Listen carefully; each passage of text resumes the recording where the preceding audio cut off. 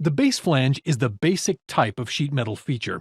You can access it using the Insert Sheet Metal drop-down menu, or you can use the sheet metal toolbar.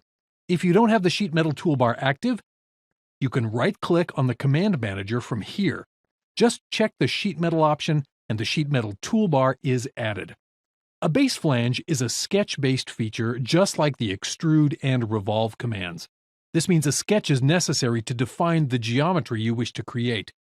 As with any sketch-based feature, you can create a sketch first, or you can launch the command and a sketch will be started automatically, like I've done here. I'll create the sketch on the front plane. I'll create a U-shaped sketch that is 4 inches by 2 inches. This will serve as the overall shape of the sheet metal part.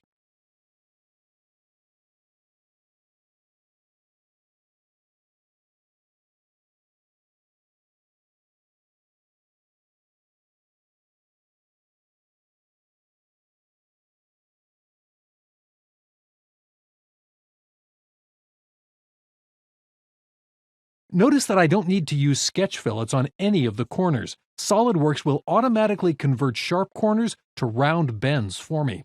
SOLIDWORKS will also automatically create the thickness of the part, so a single open contour is all I need in this sketch. I'll exit the sketch, and the base flange command is launched. You see a preview of the feature, and the property manager shows all of the sheet metal options available. The first section is similar to the extrude command, where I can tell SOLIDWORKS the length, direction, and end condition of the extrusion. In this case, I'll define a 4-inch mid-plane extrusion. Now I can define the sheet metal parameters. This is where I tell SOLIDWORKS how thick a piece of sheet metal I will be using and what bend radius I want. I will set the thickness to 0.03 and the bend radius to 0.1. Notice the reverse direction checkbox under the thickness area. This will tell SOLIDWORKS to set the thickness the outside or inside of the sketch. By the way, the bend radius you specify is always the interior radius, whether you add material to the inside or outside. The next section is the bend allowance, which is where I tell SOLIDWORKS how the bend allowance is calculated. There are 5 types of bend allowance: bend table, K-factor, bend allowance, bend deduction, and bend calculation. The default setting is K-factor. I'll leave this set at 0.5 for this example. Later, we'll examine K-factor and the other bend allowance options more thoroughly. At this point, I'd like to point out an option that I skipped above. Rather than manually specifying the thickness, bend radius, and K-factor for your sheet metal, you can instead enable the option to use a sheet metal gauge table. If I check the Use Gauge Table option, you can see I have a list of tables available.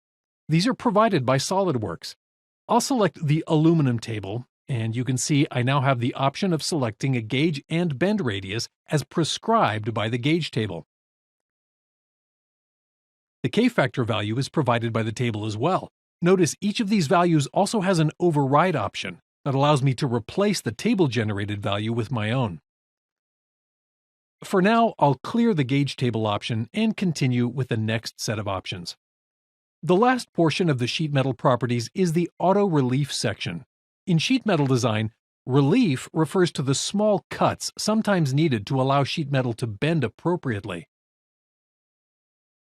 There are 3 types of relief available in SOLIDWORKS. They are rectangular, tier, and oblong. Since this part does not require relief, we'll take a closer look at these options using a different example a bit later. I'll hit the green check, and you can see the completed base flange with the thickness and rounded corners added.